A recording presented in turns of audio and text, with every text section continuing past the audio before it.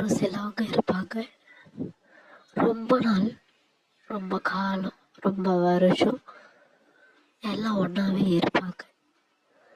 எவ்வளவோ சண்டை போடுவாங்க, ஆனால் பிரிய மாட்டாங்க.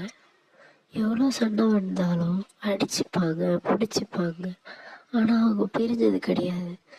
ஆனால் ஒரு சிலவங்க இருப்பாங்க, அதாவது அந்த 2 பேரில் ஒருத்தவங்க லைஃப்லேயும் அவங்க பார்ட்னர் கிடச்சிருப்பாங்க. ஆனால் அவங்கெல்லாம் நான் எப்பவும் போல் நார்மலாக தான் இருப்பாங்க. ஆனால் இன்னொருத்தர் இருக்காங்க பாருங்க, அவங்களுக்கு பார்ட்னர் கிடைச்சதோ ஏதோ ஒன்று அதிசயமாக கிடைச்ச மாதிரி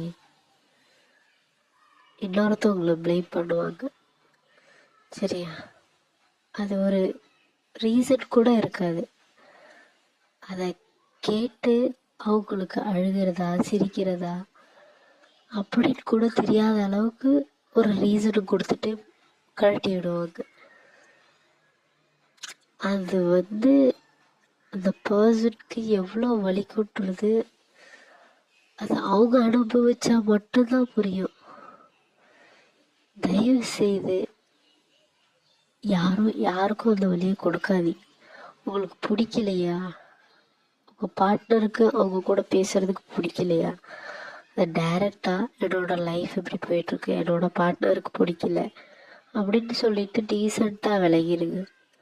ஸோ நாளைக்கு இன்னொரு ஒரு சந்தர்ப்பம் வந்தாலும் அந்த சிச்சுவேஷனை புரிஞ்சிட்டு அவங்க விலகி நிற்பாங்க. ஆனால் ஒரு சில்லி ரீசனுக்காக பொய் சொல்லி ஒருத்தவங்க மேலே பழிய போட்டு பிரிய வைக்காதீங்க. அதை விட கொடுமை ஒரு துரோகம் வேற எதுவுமே கிடையாது.